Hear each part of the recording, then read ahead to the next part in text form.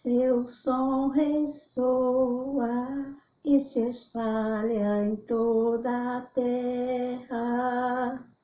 Seu som ressoa e se espalha em toda a terra.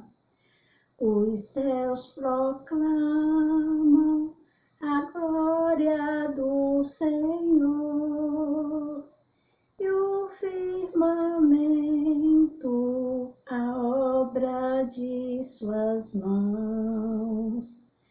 O dia a dia transmite essa mensagem. A noite publica essa notícia. Seu som ressoa e se espalha em toda a terra. Seu som ressoa e se espalha em toda a terra. Não são discursos, nem frases ou palavras, nem são vozes que possam ser ouvidas. Seu som ressoa e se espalha em toda a terra. Chega aos confins do universo a sua voz. Seu som ressoa e se espalha em toda a terra. Seu som ressoa e se espalha em toda a terra.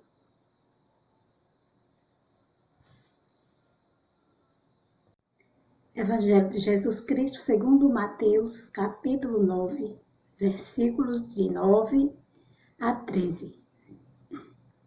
Ao passar, Jesus viu um homem chamado Mateus, sentado na coleteria de impostos, e disse-lhe: "Segue-me."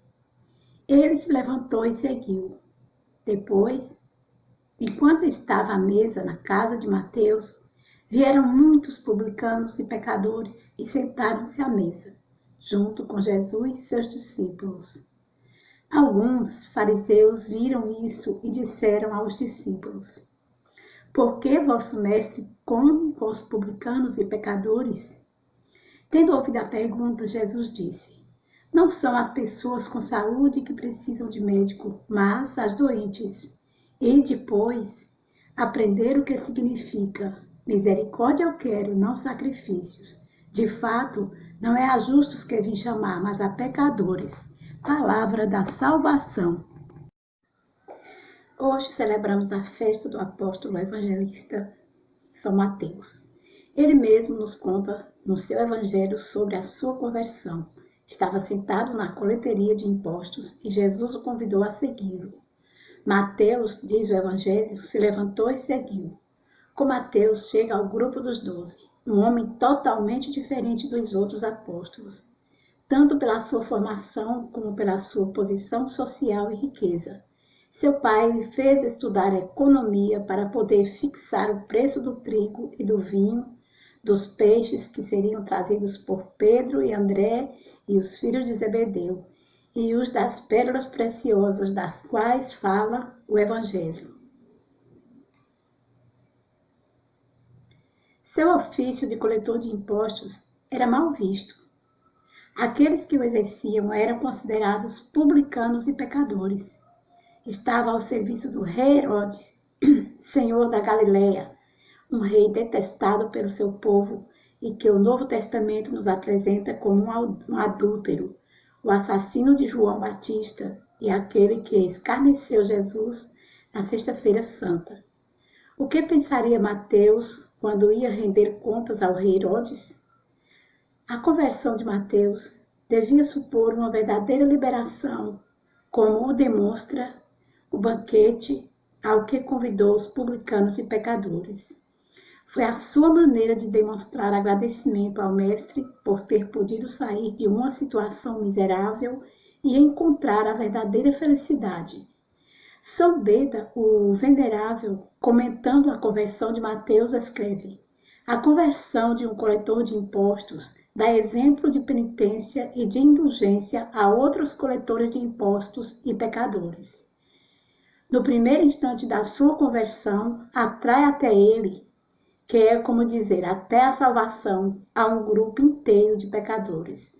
Na sua conversão se faz presente a misericórdia de Deus, como se manifesta nas palavras de Jesus frente à crítica dos fariseus. Misericórdia eu quero, não sacrifícios. De fato, não é a justos que vim chamar, mas a pecadores. Louvado seja nosso Senhor Jesus Cristo.